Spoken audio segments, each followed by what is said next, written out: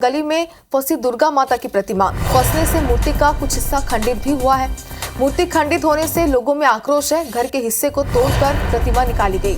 दुर्गा समितियों ने अतिक्रमण पर विरोध जताया है। मौके पर पहुंचे एसडीएम और तहसीलदार और एसडीओपी और इस पूरे मामले की जांच जारी। मूर्ति खंडित होने से लोगों में आक्रोश है, जाहिर सी बात है।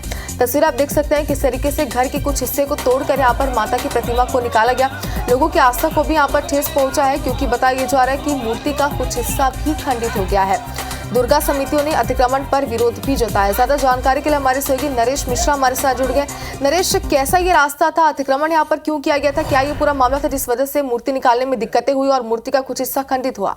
मड़ियाद उप तहसील में देर रात दशहरा चल समारोह का आयोजन किया जा रहा था। वहीं इसी दौरान एक मकान के पास दुर्गा प्रतिमा जो है फंस गई। दुर्गा समिति सदस्यों ने मूर्ति को निकालने की काफी कोशिश की, बावजूद मूर्ति नहीं निकल पा रही थी, जिसके चलते मूर्ति का जो कुछ हिस्सा है वो खंडित भी हो गया।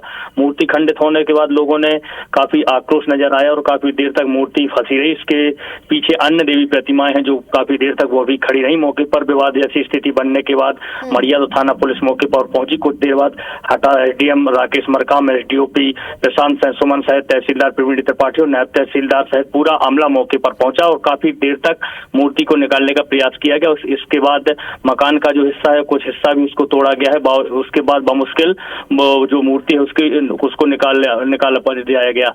इसके बाद पूरा चल समारोह का जो जुलूस था वह देर रात के बाद सुबह 4 बजे आयोजन स्थल पहुंचा और तब जाके कहीं मूर्तियों का विसर्जन कराया गया। जी नरेश, लेकिन आपने बताया कि पीछे भी कई मूर्तियां थी देवी, इस वजह से यहाँ पर देरी हो रही थी।